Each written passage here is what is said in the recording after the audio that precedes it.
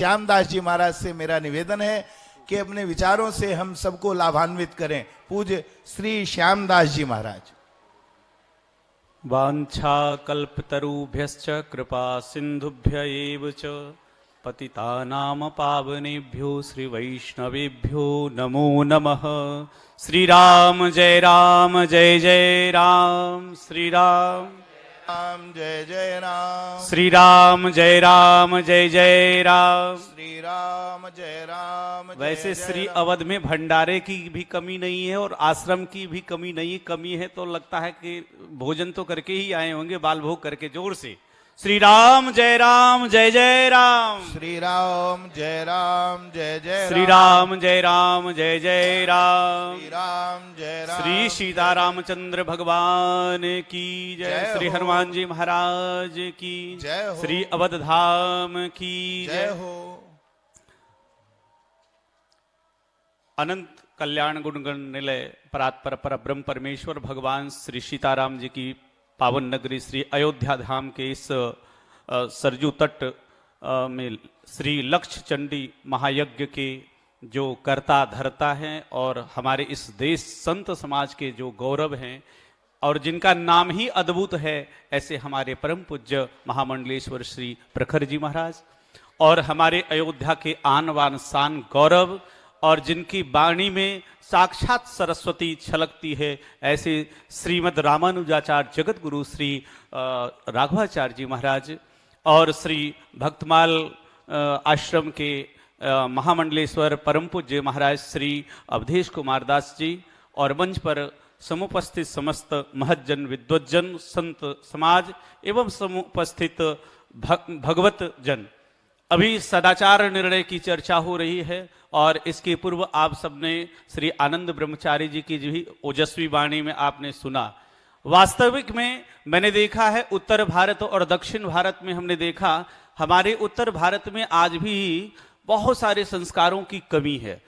और मैं जब भी कथा कहने जाता हूं और हमारे महाराज श्री जब कथा कहते हैं तो प्रायः यही कहते हैं, आप यदि अपने आप को हिंदू कहलाते हो तो एक बात की कसौटी अपने जीवन में जरूर आप ध्यान रखना कि क्या आप हिंदू हो। अब कहो कि ये हम ऐसा क्यों कर रहे, क्योंकि आपके हिंदू को होने का क भी नहीं पता है। क्यों? आज कितने ऐसे लोग हैं जो टीवी चैनल के माध्यम से लाइव अपने घरों में देख रहे हैं और यहां पांडाल में विराजमान है।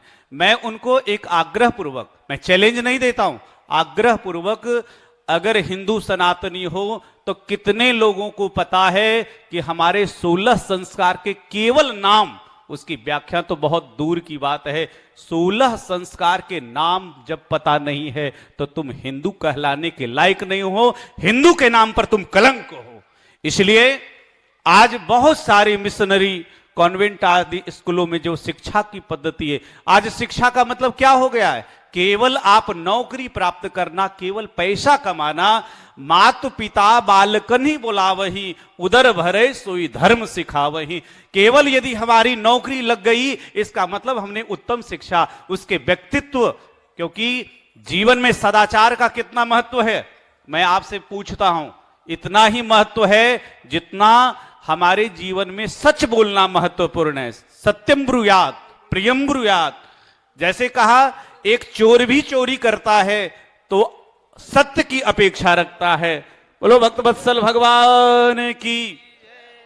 इसीलिए सदाचार और श्रीमद् भागवत में आप जगह जगह देखें, श्री युधिष्ठिर महाराज जब राजा बनते हैं, भगवान श्री कृष्ण से बड़े हैं यद्यपि उम्र में, अर्जुन को उन्होंने कुरुक्षेत्र की भूमि में गीता का ज्ञान दिया।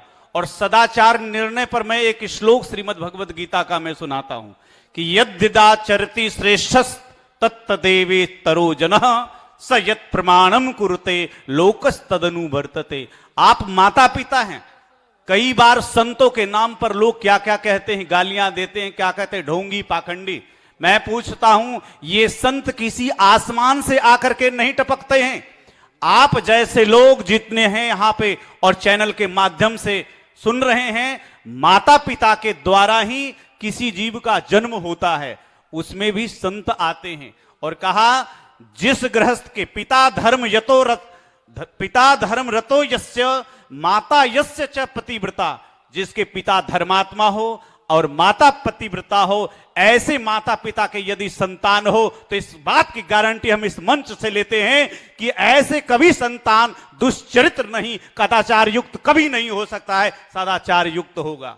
आपको सदाचार की परिभाषा अवश्य आनी चाहिए। और इसलिए हम बड़े बड़े डोनेशन दे करके, हम एमटेक बीटेक बड़े बड़े हम आईआईटी कंपनी में हम शिक्षा तो अर्जित करके बड़े बड़े पैकेज वाले 50 लाख 1 करोड़ की नौकरी हम प्राप्त कर सकते हैं, जिससे हम घर खरीद सकते हैं, कार खरीद सकते हैं। लेकिन संस्कार खरीदने के लिए इस चरणों में आपको झुकना ही पड़ेगा, इन महापुरुषों के चरणों में आपको आना ही पड़ेगा। इसलिए युधिष्ठिर महाराज भगवान कृष्ण से बड़े होने के बावजूद भी भगवान ने उनको ज्ञान नहीं दिया। और किससे दिया? इससे दिया कि जो सबसे वयोवृद्ध हैं श्री भीष्म जी से जाकर के कुरुक्षेत्र की भूमि में उनसे सारे राजा बनने के जो क्योंकि सदाचार, एक राजा में सदाचार का होना बहुत आवश्यक है। और कहा गया है श्रीमद् भागवत के भी पृथु जी के प्रसंग में कहा गया कि यदि सदाचारी राजा होता है ना, उस राज्य में सारी वस्तुएं अपने आप प्रकृति प्रदत्त होती है। आप श्रीमद् भागवत की उस कथा को याद करिए कि उस वंश में जो अंग, इसी भरत वंशी में, इसी महाराज परीक्षित के वंश में, इन्हीं ध्रुव जी महाराज के, जो मनु महाराज के संतति के वंश में राजा अंग बड़े धर्मात्मा हुए, लेकिन उनका बेटा संतान एकदम नालायक कुल कलंकी निकल गया, जिसका नाम था बेन। और हमारे संत एक बार हंसी कहते हैं, जो कोई ऐसी बात करता बोले बैन कर दो। तो बेन इतना दुष्ट था तो उसने अपने पिता के नाम पर इतना किया कि पिता परेशान होकर के राज्य छोड़ के चले गए।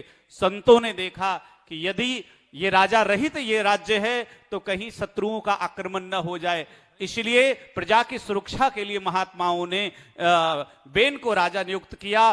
बट लेकिन उसने क्या किया, उसने तो पूरा मतलब ढोल पिटा दिया कि आज के बाद धर्म कर्म बंद, मैं ही राजा हूं। अंत में त्रस्त हो गए, महात्माओं की क्रोध भरी दृष्टि से वो जल गया। और उसके बाद फिर पृथु जी महाराज का प्राकट्य हुआ। पृथु जी जब प्रकट हुए, उन्होंने देखा कि पृथ्वी में बहुत सारी विसंगतियां, पूरी प्रजा त्राहीमाम है। अपने धनुष बाण को उठाया, रथ को लिया और पृथ्वी को मारने के लिए धेनु के रूप में जो विराजमान थी एकदम चल पड़े। धेनु भागती भागती हुई धेनु रूप धरित्री कहां जाती, इसलिए अंत में कहा कि वत्स कल्पे मां वीर, हे वीर आप मेरे लिए बछड़े का प्रबंध करो। पृथु जी ने पूछा कि तुम ऐसा क्यों करिए, जितने रत्न है, जितने खान है, जितनी संपदा है, तुमने क्यों छिपा लिया? कहा कि जहां सदाचार का लोप हो जाता है वहां हम सारी चीजों को स्वयं छिपा लेते हैं, इसलिए आप बछड़ा कल्पना कीजिए। सब लोगों ने अपने अपने प्रमुख को बछड़ा कल्पित किया और पृथ्वी धन्य धान से परिपूर्ण हो गई।